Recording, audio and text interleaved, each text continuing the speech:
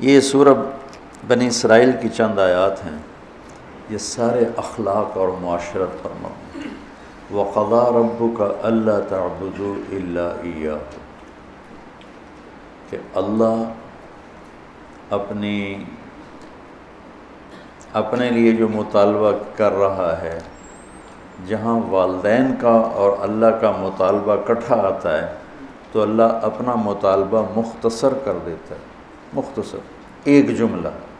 اب یہاں بھی اللہ والدین کی عظمت بتانا چاہتا ہے، تو اپنا مطالبہ وَقَضَىٰ رَبُّكَ أَلَّا تَعْبُدُوا إِلَّا إِيَّاهُ، کہ اللہ نے یہ فیصلہ کیا ہے کہ تم صرف اللہ کی بندگی کرو۔ وَإِذَا سَأَلْتَ فَاسْأَلِ اللَّهَ، جب مانگنا ہو اللہ سے مانگ۔ وَإِذَا اسْتَعَنْتَ، جب مدد کے لیے پکارنا ہو تو فَاسْتَعِنْ بِاللَّهِ، تو اللہ کو پکارو۔ اور باقی جو فرائض اللہ نے بتائے ہیں، عبادات، وہ اللہ نے فرمایا کہ إِلَّا إِيَّاهُ، تو میرا رب کہتا ہے بندگی صرف اللہ کی ہے۔ اس کے بعد اللہ نے والدین کے حق کو کیا خوبصورت بیان کیا ہے، سب سے زیادہ یہاں خوبصورت کر کے بیان کیا۔ وَبِالْوَالِدَيْنِ إِحْسَانًا، احسان کی بات پہلے ہو چکی ہے کہ والدین کی خدمت کا وہ مقام جس سے آگے کوئی مقام نہ ہو، وہاں تک۔ اس لیے ایک حدیث میں آتا ہے کہ اولاد ماں باپ کی خدمت کا حق ادا ہی نہیں کر سکتا۔ ایک آدمی نے عبداللہ بن عمر سے پوچھا کہ میں نے اپنی ماں کو وہ کندھے پہ بٹھا کے سارا حج کرایا پیدل، تو میں نے اپنی ماں کا حق ادا کر دیا؟ تو انہوں نے فرمایا وَلَا زَفْرَةً وَاحِدَةً، کہ تیری ماں نے تجھے پالتے ہوئے جو تھک تھک کے لمبے سانس، اس کو زفرہ کہتے ہیں، آواز کے ساتھ سانس لینا، کہ ابھی ایک سانس کا حق بھی ادا نہیں ہوا۔ اس کا مطلب یہ نہیں کوئی ایک اور حج کروائے گا تو ایک سانس کا حق ادا ہو جائے گا، یہ کہنے کا مطلب تھا کہ یہ حق ادا ہو نہیں سکتا۔ ایک شخص نے اپنی ماں کو ایران کا صوبہ خراسان، کچھ افغانستان میں کچھ ایران میں، یہاں سے کندھے پر پیدل گیا، ماں کو کندھے پہ بٹھا کر پیدل مکے پہنچا، حج کروا کے عبید اللہ بن عمیر رحمۃ اللہ علیہ سے پوچھنے لگا کہ میں نے ماں کو خراسان سے اٹھایا اور آ کر یہاں میں نے ان کو طواف کروایا، حج کروایا، تو کیا میں نے ماں کا حق ادا کر دیا؟ تو انہوں نے فرمایا وَلَا طَلْقَةً وَاحِدَةً۔ طلقہ کسے کہتے ہیں؟ لہر کو، جو درد کی لہر آتی ہے بچہ پیدا ہوتے ہوئے عورت کے اندر، جو درد، ان لہروں سے بچہ حرکت کرتا ہے، باہر آتا ہے، وہ درد اتنا شدید ہوتا ہے کہ عورتوں کی چیخیں نکلتی ہیں، اور وہ بعض کا 2 گھنٹے وہ دردیں چلتی ہیں، کئیوں کو پورا دن چلتی ہیں، کئیوں کو 2 دن چلتی ہیں، مختلف ہیں حالات کے لحاظ سے۔ تو وہ جو ایک درد آ کے تھوڑا وقفہ آتا ہے، اس درد کو طلقہ عربی میں کہتے ہیں۔ تو وہ انہوں نے فرمایا کہ ابھی اس ایک درد کی لہر کا حق بھی ادا نہیں ہوا۔ تو کیا مطلب ہے کہ دوسرا پیدل کراتا تو ایک لہر کا ہو جاتا؟ یہ ناممکن کے ساتھ جوڑ کر، جس کو تعلیق بالمحال کہتے ہیں، کہ یہ والدین کا حق ادا ہو نہیں سکتا۔ ایک حدیث مجھے یاد آ رہی کہ آپ نے فرمایا کہ والد کے حق ادا کرنے کی ایک ہی شکل ہے کہ اسے غلام دیکھے تو خرید کے آزاد کر دے۔ اس میں بھی یہ اشارہ ہے کہ یہ حق ادا ہو ہی نہیں سکتا، چونکہ جو بھی اپنے باپ کو خریدے گا وہ خود بخود آزاد ہو جائے گا۔ تو وہ شرط لگائی جو ہو ہی نہیں سکتی، تو جب شرط نہیں ہو سکتی تو مشروط بھی نہیں ہو سکتا، نہ نومن تیل جلے گا، نہ رادھا ناچے گی۔ تو یہ جب شرط نہیں ہے تو مشروط نہیں، جب وہ اپنے باپ کو آزاد کر ہی نہیں سکتا، خریدے گا تو خود ہی آزاد ہو جائے گا، تو لہٰذا باپ کا ماں کا حق ادا ہو ہی نہیں سکتا۔ لہٰذا جتنا اپنے آپ کو کھپا سکتے ہو کھپا لو۔ اما یبلغن عندک الکبر احدہما او کلاہما، اور خاص طور پر بڑھاپے کی عمر میں زیادہ محتاجی ہوتی اور زیادہ ماں باپ کو ضرورت ہوتی ہے، تو اللہ نے خاص طور پر اس عمر کا ذکر کر کے فرمایا کہ اما یبلغن عندک الکبر احدہما او کلاہما، جب یہ بڑھاپے میں آ جائیں، دونوں تیرے زندہ ہوں بڑی برکت ہے، ایک زندہ ہوں تو بھی بڑی برکت ہے، تو فلا تقل لهما اف ولا تنہرہما وقل لهما قولا کریما۔ کیا خوبصورت نصیحت کہ اپنے ماں باپ کے آگے بعض اوقات چڑھ کے بچہ کہتا یہ بھی اللہ تعالیٰ کہتا نہیں کرنی۔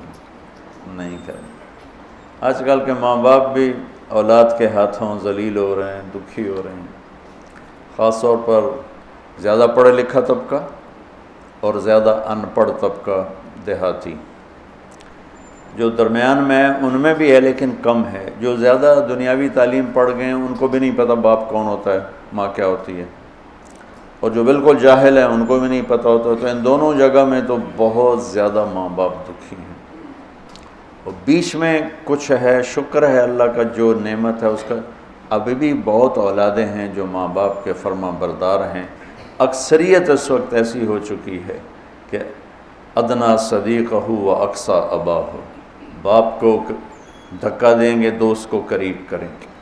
تو اللہ تعالیٰ فرما رہا ہے کہ جب یہ بڑھاپے کا شکار ہوں تو ان کے آگے اف یہ اتنا بھی نہیں کرنا، اور نہ ہی کبھی ان کے ساتھ کوئی سخت بول بولنا ہے بدتمیزی کا، ولا تنہروا وقل لهما قولا کریما، تکلفاً محبت کا بول، نرمی کا بول، آسان لہجے میں ان کے ساتھ بات کرو، کہ کہیں بعض اوقات لہجہ بھی وہ علقمہ کی والدہ کو کیا گلا تھا بیٹے سے کہ میرا بیٹا نافرمان نہیں ہے، یہ اللہ کا بھی فرما بردار ہے اور میرا بھی کوئی ایسا گستاخ نہیں ہے، بس جب بات کرتا ہے تو اتنے سخت لہجے میں کرتا ہے کہ میرا کلیجہ کٹ گیا ہے، اس لیے میں اس سے ناراض ہوں۔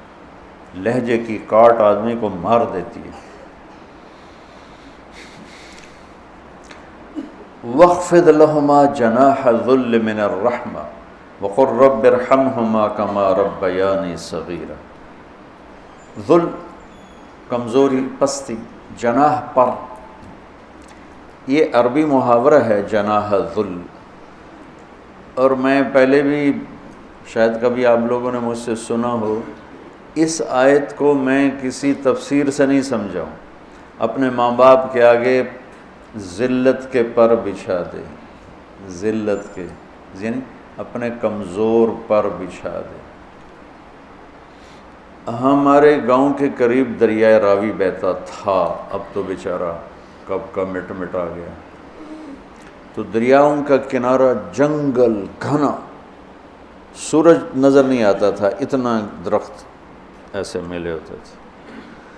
تو ہم بالکل اوائل عمر میں ہم وہاں شکار کھیلنے جاتے تھے، سارے کزن مل کر، تو وہ ہم 7-8 ہم کزن ہو جاتے اور باقی نوکر ہوتے، اور وہاں جنگل میں ایک گاؤں تھا بوپڑیاں، وہاں ایک چاچا سردارہ رہتا تھا، ہمارے تایا جان کا دوست تھا، اس کے 2 کچے کوٹھے ہم جا کے قبضے میں لے لیتے، ایک میں سامان راشن نوکر اور دوسرے میں ہم کزنز بھائی وغیرہ ہم اس میں آتے تھے۔ تو ہم صبح نکلتے شکار کے لیے اور عصر کے بعد واپس آتے، تو 50-60 تیتر روزانہ ہی ہم مارتے تھے، بے شمار تیتر ہوتا تھا۔ پھر اس کو کسی کو بھون کر کسی کو پکا کر وہ ایک شغل ہو جاتا تھا، تیتر پکدے پہنتے، تیتر بھوندے پہنتے۔ وہ جو چاچا سر جنگل میں چلتے چلتے فجوہ کھلی جگہ آ جاتی تھی، اچھا بالکل پلین، کچھ بھی نہیں وہاں، اور دائیں بائیں اسی طرح گھنا جنگل، تو وہ جگہ ہوتی تھی شکار کی۔ چاچا سردارہ جو تھا مرحوم، وہ تیتری کی آواز نکال لیتا تھا، تو مادہ تے مذکر تھا، مردہ ہی مردہ، مادہ تے نر نے تو جانا ہی جانا۔ تو وہ چاچا وہ جھاڑیاں لے کر نا، جھاڑیوں کے وہ ٹہنیاں کاٹ کے کافی ساری، تو وہ میدان میں تھوڑا سا پیچھے ہو کے بیٹھ کے نا، جھاڑیوں کے پیچھے بیٹھ کے تیتر کی آواز نکالتے، تو اس آواز پر نا ایسے تیتر مست ہو کے نکلتے تھے، وہ ایسے جگہ بھر جاتی تھی۔ تو وہ ہمارے پاس وہ بندوقیں ہوتی تھیں، کارتوس چھوٹا چھرا ہوتا تھا، تو ہم فائر مارتے تھے، ٹھا ٹھا ٹھا ٹھا ٹھا ٹھا، وہ اندھا دھند ہی فائر ہوتا تھا، تو کسی کو جس کی زندگی باقی ہوتی تھی اس کو نہیں لگتا تھا، وہ اڑ جاتا تھا، اور جنہوں نے ہمارے مقدر میں ہونا تھا ان کو لگ جاتی تھی، تو وہ یوں اوپر جا کے نیچے گرتے تھے ایسے، کسی کو بہت زور کا لگا تو وہیں گر جاتا، اور کسی کو ایسے سینے میں دل میں ایسا نہیں لگا، دائیں بائیں لگا تو تھوڑا اڑتا اور پھر گرتا، اور گر کے اس کے پر یوں ہو جاتے اور سر اس کا یوں ہو جاتا تھا، ایک طرف ٹانگیں ہو جاتی، ایک طرف اس کا سر ہو جاتا، ایک طرف اس کے بازو ہو جاتے، اس کے پر۔ میں اس آیت کو اس منظر سے سمجھا ہوں، جناح الذل من الرحمہ۔ اب کسی تفسیر کی بات نہیں بتا رہا ہوں کہ اللہ تعالیٰ کہہ رہا ہے جیسے پرندہ زخمی ذبح ہونے کے لیے اپنے آپ کو پیش کرتا ہے، ماں باپ کے آگے اپنے آپ کو پیش کرتا، من الرحمہ، محبت کی وجہ سے، رحمت کی وجہ سے، مجبوری کی وجہ سے نہیں، تو وہ بھی زبان حال سے کہہ رہا ہوتا ہے ہن جو مرضی کا باہیں کو کے کھا تو باہیں ایویں کھا، ہن تو میں تیرے حوالے ہاں کہ میرے پروں میں جان نہیں ہے، پروں میں جان نہیں ہے۔ تو یہی تعبیر، ورنہ ہمارے کوئی پر تو نہیں، ہمارے تو بازو ہیں، بازو بچھا دو، ترجمہ تو ایسے ہی کرتے ہیں کہ اپنے بازو بچھا دو۔ بازو بچھانا بھی محاورہ ہے، مطلب ہے کہ ان کے سامنے پوری طرح جھک جاؤ، اور پھر ان کو وقر رب ارحمہما کما ربیانی صغیرا، یا اللہ انہوں نے جیسے مجھے پالا بچپن میں تو ان پر رحم فرما۔ ابو ہریرہ رضی اللہ عنہ روزانہ صبح جب گھر سے نکلتے تو اپنی ماں کو کہتے السلام علیک یا اماں رحمک اللہ کما ربیتنی صغیرا، اور آگے وہ کہ ورحمک اللہ یا بنی کما بررتنی کبیرا، وہ آگے یہ کہتے ورحمک اللہ یا بنی کما بررتنی کبیرا، یہ ماں بیٹے کا تعلق۔ اللہ کے نبی نے اس خواہش کا اظہار فرمایا کہ اگر میری ماں زندہ ہوتی اور میں عشاء کی نماز کے مصلی پہ کھڑا سورہ فاتحہ پڑھ رہا ہوتا اور ادھر سے آواز آتی محمد، تو میں اپنی ماں کے لیے نماز توڑ دیتا۔ تو والدین کہا کہ اللہ تعالیٰ نے یہاں بڑا خوبصورت کر کے بیان کیا ہے، پھر وآت ذا القربى حقه والمسکین وابن السبیل ولا تبذر تبذیرا ان المبذرین کانوا اخوان الشیاطین وکان الشیطان لربہ کفورا۔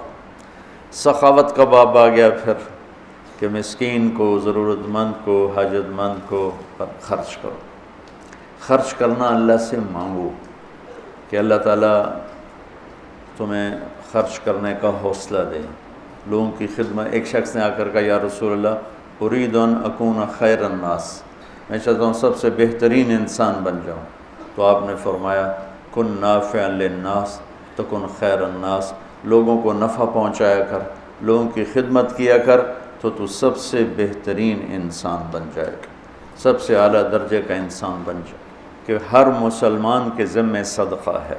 یا رسول اللہ نہ ہو کا مزدوری کر کے کما کے پھر کرے، یا رسول اللہ نہ ہو کسی کی بدنی خدمت کرے، یا رسول اللہ نہ ہو کوئی بھلائی کا بول دے، یا رسول اللہ یہ بھی نہ کر سکے تو پھر کسی کو تکلیف نہ پہنچائے، یہ بھی صدقہ ہے۔ صدقہ اتنا ضروری ہے۔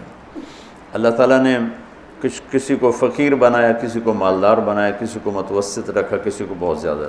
یہ اللہ نے ایک پیپر میں امتحان میں ڈال دیا کہ ہم مالدار کو اللہ تعالیٰ کا حکم ہے کہ تو غریب پہ خرچ کر۔ امام زین العابدین کا جب انتقال ہوا تو ان کے انتقال کے بعد پتہ چلا کہ 100 گھروں کی کفالت اٹھائی ہوئی تھی، 100 گھروں کی۔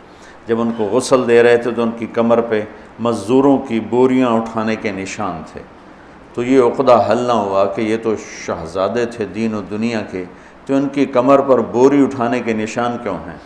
تو پھر آہستہ آہستہ پتہ چلا کہ 100 گھروں میں روزانہ رات کو چپکے سے اٹھتے اور راشن کی بوریاں خود اٹھاتے، حالانکہ اتنے ان کے غلام تھے، راشن کی بوریاں خود اٹھاتے اور جا کے ان کے گھروں میں پھینک کے آ جاتے۔ کسی کو ان کی موت تک پتہ نہیں چلا کہ ہمیں راشن دینے والا ہے کون۔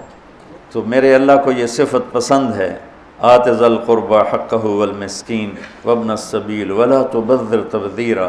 ہاں، بے جا خرچ نہ کرو، فضول خرچ نہ کرو، کہ اللہ تعالیٰ کا یہ مال میرے پاس نعمت ہے اور یہ میرے پاس امانت ہے، مجھے اس کا حساب دینا ہے۔ اور حساب دینے کے لیے صرف یہ نہیں کہ رزق کے حلال کمانا ہے، حلال کما کے پھر خرچ کیسے کرنا ہے اس کا بھی حساب ہوگا۔ تو اس وقت اتنا مالدار لوگ خرچ کر رہے ہیں، لیکن اتنا فضول جگہ، اتنی غلط جگہ، فضولیات پر، نافرمانی پر۔ نافرمانی میں جو خرچ ہوتا ہے وہ اللہ کو ناپسند ہے۔ اطاعت اور فرمانبرداری کا خرچ اللہ کے ہاں پسندیدہ ہے، اس کی واپسی بھی ہے۔ تو اللہ تعالیٰ فرماتے ہیں خرچ کرو، لیکن نافرمانی میں خرچ نہ کرو۔ وَإِمَّا تُعْرِضَنَّ عَنْهُمُ ابْتِغَاءَ رَحْمَةٍ مِّن رَّبِّكَ تَرْجُوهَا فَقُل لَّهُمْ قَوْلًا مَّيْسُورًا۔ اب آپ کے پاس تو کبھی ہوتا ہی نہیں تھا، لوگ آپ سے آ کے مانگتے تھے، تو اللہ تعالیٰ کتنی رعایت کر رہا ہے مانگنے والوں کی، فقیروں کی۔ اللہ فرما رہا ہے کہ میرے نبی جب آپ کے پاس نہ ہو نا اور آپ نے انکار کرنا ہو تو سختی سے انکار نہیں کرنا، پیار سے انکار کرنا۔ تو اللہ تعالیٰ فرما رہا ہے اگر تیرے پاس نہیں ہے تو بدتمیز نہ ہونا۔ سبحان اللہ، میٹھا بول بول کے معافی مانگنا، میٹھا بول بول کے ماذا یہ چلے جاؤ، روز آ جاتے ہو، منہ اٹھا کے آ جاتے ہو، میں کہاں تک تمہیں دوں، یہ اللہ کو ناپسند۔ اما السائل فلا تنہر۔ اور پھر آگے اللہ تعالیٰ نے طریقہ بتایا، وَلَا تَجْعَلْ يَدَكَ مَغْلُولَةً إِلَىٰ عُنُقِكَ وَلَا تَبْسُطْهَا كُلَّ الْبَسْطِ فَتَقْعُدَ مَلُومًا مَحْسُورًا۔ میرے نبی آپ خرچ کریں لیکن کچھ اپنے لیے بچا کے رکھیں۔ یہ کیا خوبصورت دین ہے، کیا خوبصورت طریقہ ہے زندگی ہے۔